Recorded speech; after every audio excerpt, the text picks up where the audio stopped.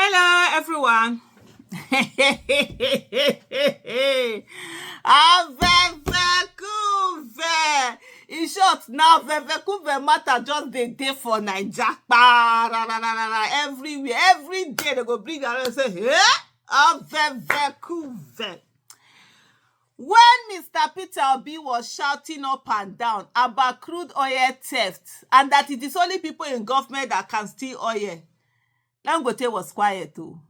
He did not say anything because as per usual, any government that comes now, they will cover him, even though they don't cover the rest of businesses.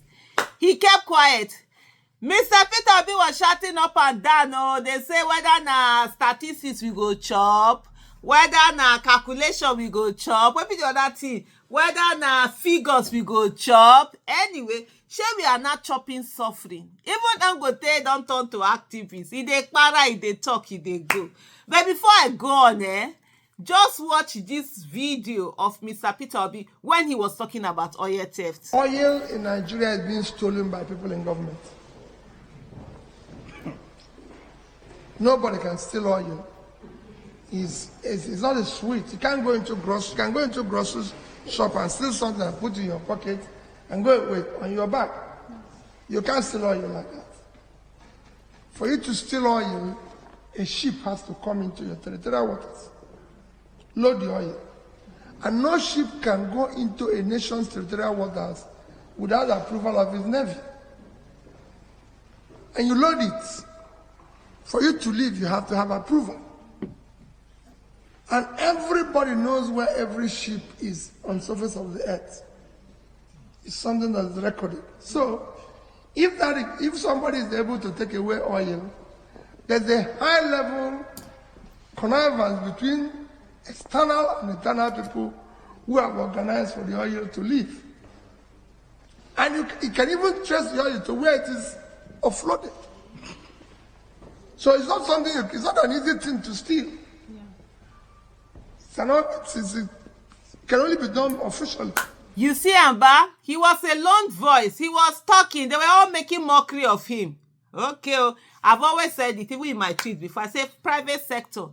You sit down and think politics is none of your business. You will see the people that will come in and destroy policies that will affect your business. That's where we are today.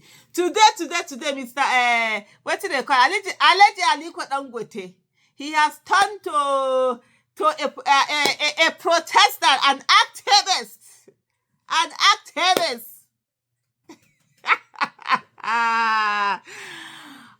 What did happen to that? No good though. Because for me, it's whatever happens, we need to also protect. Dangote hasn't done well with the people, with other businesses and all of that. But at least we need to get those. His refinery need to be protected.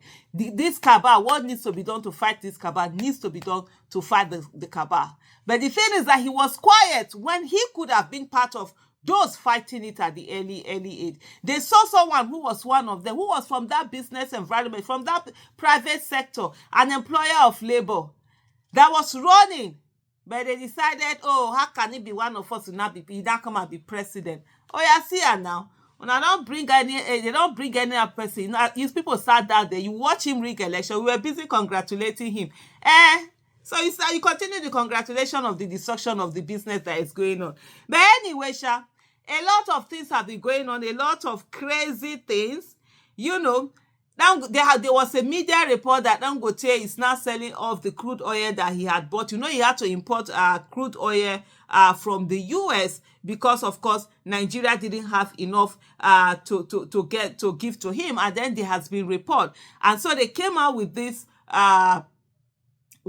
statement that says, our attention has been drawn to a misleading report suggesting that our refinery's crude distillation unit, CDU, is experiencing issues and that we are reselling crude oil.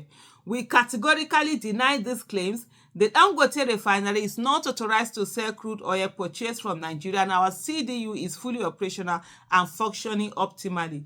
We advise the public to disregard these false narratives, which are likely driven by interests opposed to the local refining of fuel. Honestly, In a real nation where it is about the betterment for the greater good, the government will be doing everything to protect, not only protect Dangote's refinery, but ensure that they encourage other people to also come in and set up their own refineries, so that at the end of the day, we don't need to go outside to go and buy to bring in imported fuel. 2 point something billion dollars was what was spent in Malta in 2023 alone. That's an entirely different video that I'm going to do for you to see the rot that is the real rot that is in this nation, especially in the oil, in the petroleum as a sector. Crazy things are going on. But in the meantime, also, it's not only Dangote that did a statement. Oando PLC has also come out to do a statement. It says Oando PLC statement on allegation of owning interest in Maltese oil storage and blending facility Ras Nansen Oil Terminal Limited.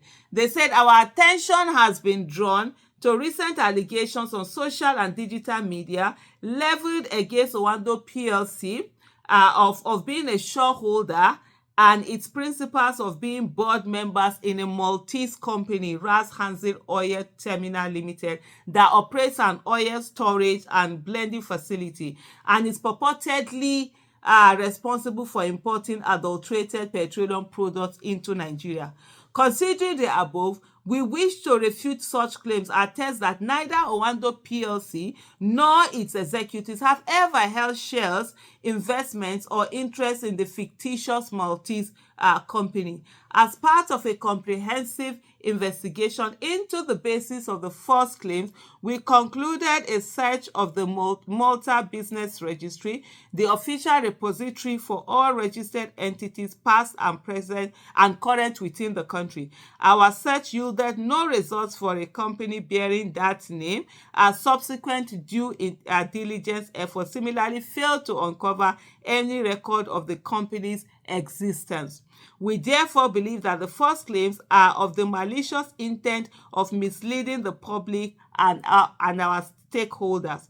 We want to reiterate that as a publicly funded company, any corporate actions such as acquisitions are declared publicly in accordance with applicable corporate governance laws and rules. Furthermore, they said it's imperative that information released about a publicly quoted company such as Oando, it is thoroughly researched and deemed accurate before it is published in the public domain. The company's securities are traded daily across 2 exchanges, NGS and GSE, so that I think that's Nigeria, Johannesburg, and South Africa. To prevent misinformation and confusion among investors as well as our stakeholders, we implore all members of the press to take adequate steps to ensure the veracity of reports by fielding all inquiries with Oando PLC's corporate communications department. But anyway, this is where I'm going to stop. Everybody is talking, everybody is releasing statements, everybody is doing this thing.